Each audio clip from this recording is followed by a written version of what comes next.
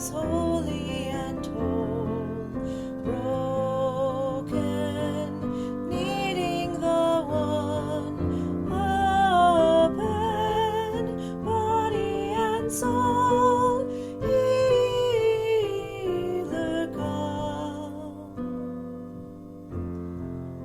Then Jesus went with his disciples to a place called Gethsemane, and he said to them, "Sit here while I go over there and pray." He took Peter and the 2 sons of Zebedee along with him, and he began to be sorrowful and troubled. Then he said to them, "My soul is overwhelmed with sorrow to the point of death. Stay here and keep watch with me."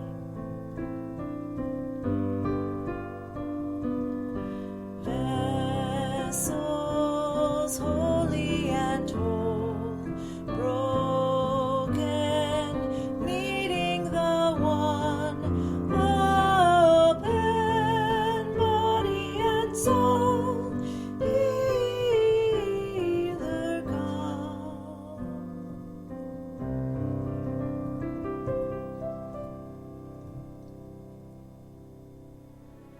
Our Father who art in heaven, hallowed be thy name.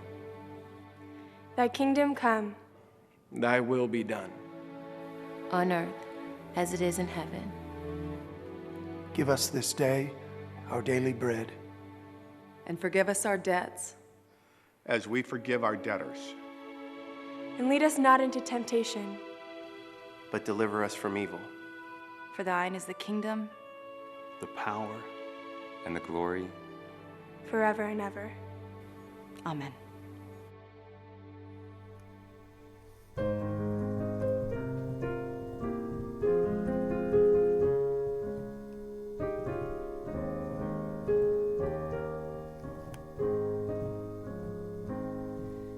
I come to the garden alone, while the dew is still on the roses, and the voice I hear falling on my ear, the Son of God discloses. And he walks with me, and he talks with me, and he tells me I am his own.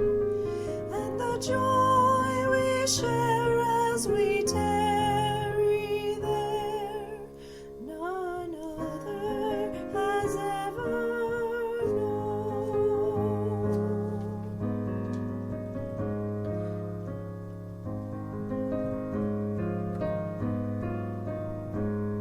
He speaks, and the sound of his voice is so sweet, the birds hush their singing, and the melody that he gave to me within my heart is ringing.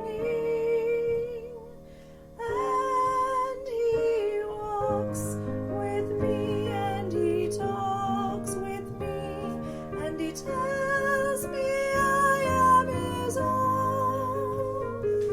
And the joy we share as we tarry there, none other has ever known.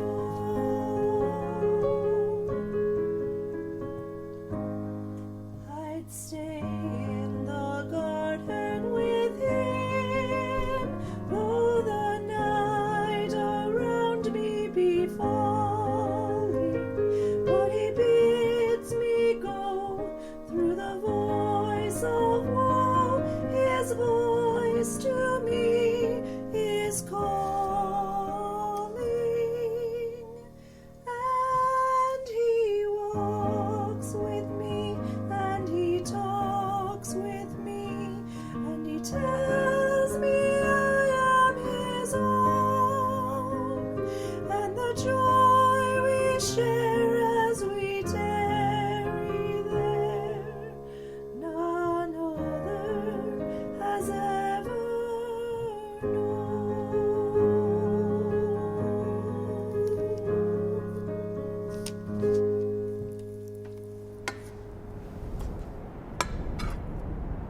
thought he was the one. We all thought he was the one. Everyone did. There was a party, and we were all there, and some woman comes in, and she has a bottle of perfume, expensive perfume, and she just pours it all over him. She did that because she thought he was the one. What a waste. We could have sold that perfume and used the money for a greater purpose. I tried to tell him as much, but he came back at me insinuating that he was the purpose. Even so, I believed he was the one. I believed that he was going to turn everything upside down. I just knew it. I mean, people would have followed him anywhere. All he had to do was just say the word, but he wouldn't say the word. Instead, my time has not yet come. That's what he would say over and over to me. My time has not yet come. Are you kidding me? He was raising people from the dead, for crying out loud. He was healing the blind, producing food out of thin air. My time has not yet come. So I forced his hand. I made his time come. Things needed a push, and I was the only one that had the courage to do it.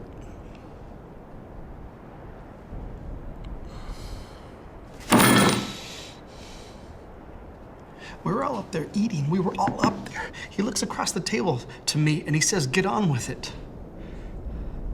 How did he know what I was going to do?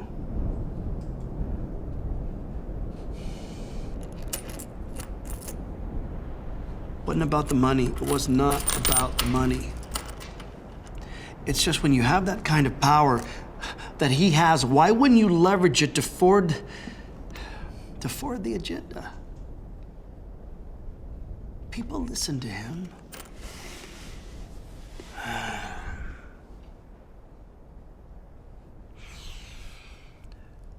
You know the sound a wave makes after it hits the shore? And how quiet it gets after a few seconds when it stops?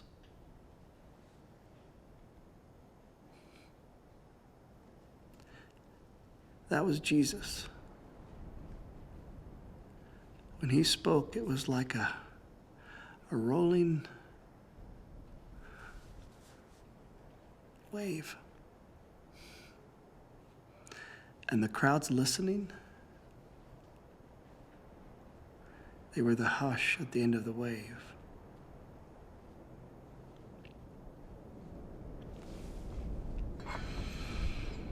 Because when he spoke and you were there in his presence, there was no doubt in anyone's mind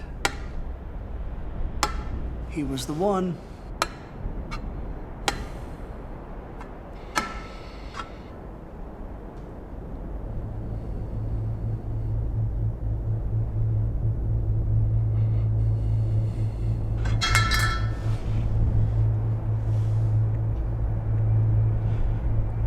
Oh, dear God.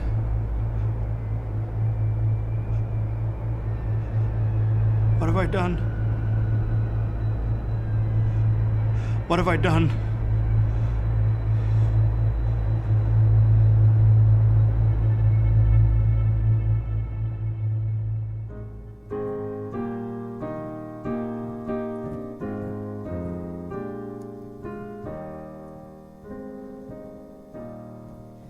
Were you there when they crucified my Lord? Were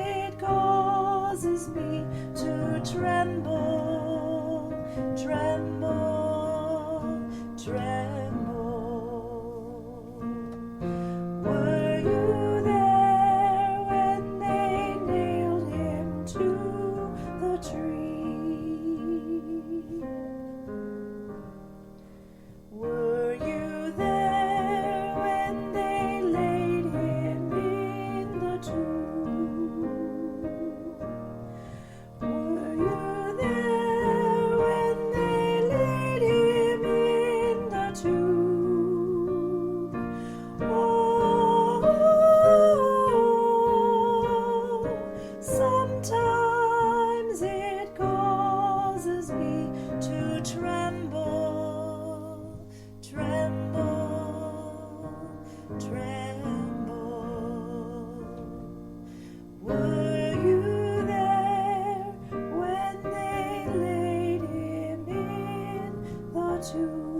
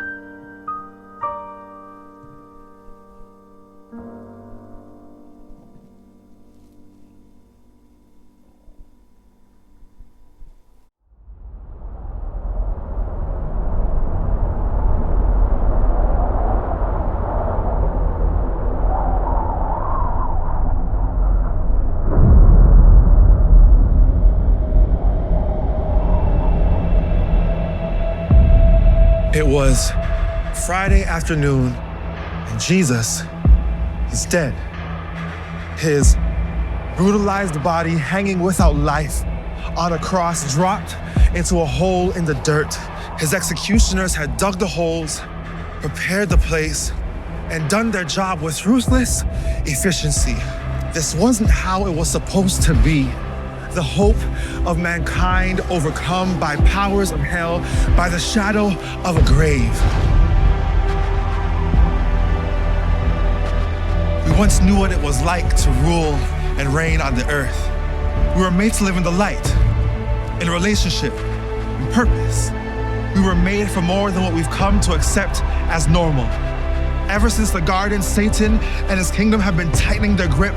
Darkness has ruled, evil, chaos, suffering, hopelessness. We've been enslaved and crippled by the holes the enemy has been digging for us too.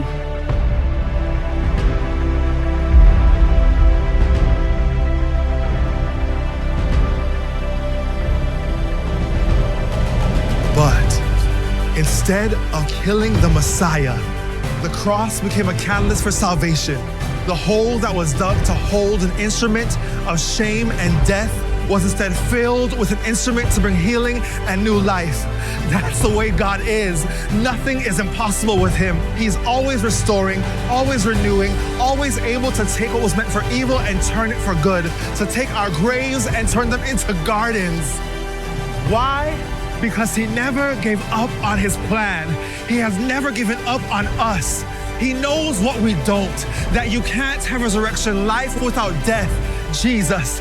He died so we can have lives of purpose and power over the grave. He is not dead. He is alive. And because he lives, we can live again.